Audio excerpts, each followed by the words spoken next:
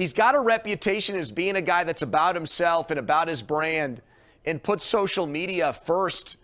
And I think this just proves that even more. You know, he was pretty quiet on social media throughout the season. I think it's because Andy Reid and Patrick Mahomes made him do it in order to go there. But as soon as the season's over, you're taking shots at people, low blows. I don't think it helps him. I think teams like Juju, what he does on the field, but I think they get tired and fed up with some of the stuff he does on the social media front, Richie. He's not a bad guy. He's not committing crimes or anything like that. But they just feel like it turns into a distraction.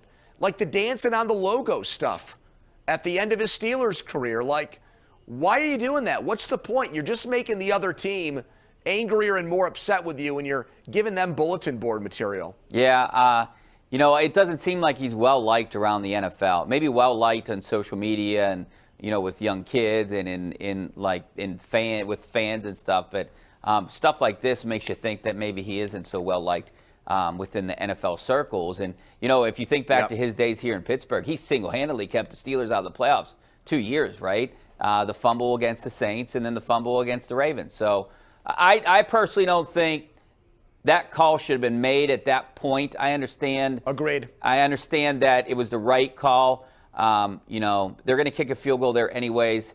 You basically ended the game by making that call. Did you see what LeGarrette Blount tweeted? No, I didn't. Did you see what LeGarrette Blount said? No. LeGarrette Blount said, you had like 175 yards combined in your last 6 games with no touchdowns. Who was holding you then? Why didn't you put up better numbers then? And just absolutely. Now, Blount, you can say he's one to talk with what happened here. Yeah. But the guy was the leading rusher on 3 Super Bowl winning teams. He was a big game player, LeGarrette Blount. So you want to talk about scoreboard. He's got 3 to Juju's 1.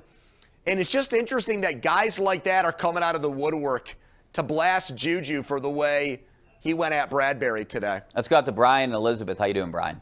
That's our number one Cochran call of the night. Oh, how you doing, guys? Hey. Hi, Brian. Hey, I was wondering, this first-time caller, I was wondering if Pitt would run the table the rest of the regular season and then win the ACC tournament. What seed would they get? Well, you know, that's a good question. That's a lot of what-ifs there. I don't think they're going to run the table. They have 5 games left after tonight. They're up big right now. They're definitely going to win this game against Boston College. I think the 2 games that two teams they could lose to here down the stretch, Syracuse and Miami, the 2 games that I'd be worried about. But even if they lose one of these games, they go into the ACC tournament. They're going to have 2 byes, right? I think if you can win 1 game at least, I don't know. I think they fall into a 5-6 category. I don't want to see them in the 8 or 9 game. Well, I don't either, because even if you win that coin flip game, you're up against one of the 4 best teams in America the next time out. That's not a good place to be. No. It's not a good seed line. So the way I look at it is, if they were to win 5 in a row and then 3 in Greensboro, that would take them. Well, they got a 5-game winning streak right now, Richie. Tonight will be 6. So that's the most. So that's 6. the longest winning streak since 2011 in conference play. So that would be 6 plus 5 more, 11 plus 3 in the tournament. That'd be a 14-game winning streak going into the NCAA tournament. And winning the ACC, beating Virginia more than likely, right? So they'd be like a 2 seed if they did that. But that's going to take a lot of work to run the table that way. I think at Virginia Tech's a tricky game because they've gotten healthy. And even though their record isn't great, if you look at them this year when they've been a healthy team, they're probably one of the maybe 6 or 7 best teams in the league. And that's a road game. Miami on the road, even though they've already beaten them, will be tough. So I think they should probably, of their remaining 5 games, I think they should go 3-2 at worst, and then 1-1 in the ACC tournament.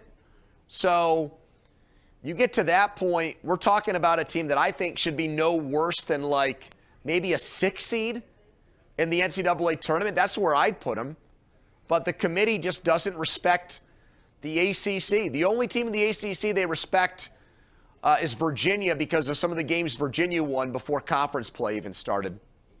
Yeah, I would also be scared of like a Duke or North Carolina in the tournament as well. Yeah, of course you would be. Yep, 100%. Just because there's so much talent on both of those teams. They've underachieved. Yeah, I could see them going 4-1 here. And like you said, 1-1. And I think that'll put them at maybe a 5 or a 6.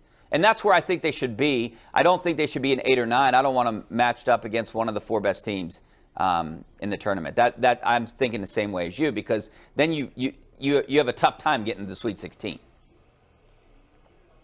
Yeah, you win the ACC regular season, you should not have to play in an 8-9 game. You should get seeded better than that. Even if the league is down, that would be such a ugly look for the ACC. If that's the best seed, their regular season champion over a 20-game regular season in conference play, if that's the best they can do, that would be an all-time slap in the face to the ACC. Could you see this team getting to the Sweet 16, maybe Elite 8? Would that be a surprise right at this point? Or do you think they're one Elite and done? 8 would be. Elite 8 would be. The Elite 8 would be. I think Sweet 16 still seems like it's a little bit of a stretch, but not impossible. I believe they can win their first I think they can win their first NCAA tournament game in almost 10 years. That's not completely out of the question. They're not going to be matched up against a team. They're either going to be matched up against a team that's got more talent than them and underachieved, or maybe a team from a smaller conference that had a great year. I mean, North Carolina was in the 8-9 game last year out of the ACC, but that's because they didn't really turn it on until March, and they were much better than their record. They had NBA players or guys that could have gone to the NBA last year and didn't. So, no, I think Pitt will be in any game, provided, it's not against like a Kansas or somebody like that, because of the way they shoot the ball. They shoot the ball from 3 so well. They make their free throws. The teams that have big inside presence, the teams that really you got to go with Diaz, Graham, and Federico against teams with athletes inside. Those are going to be the teams I think that give Pitt the most problems. All right, we got to take a break. Back in a couple minutes.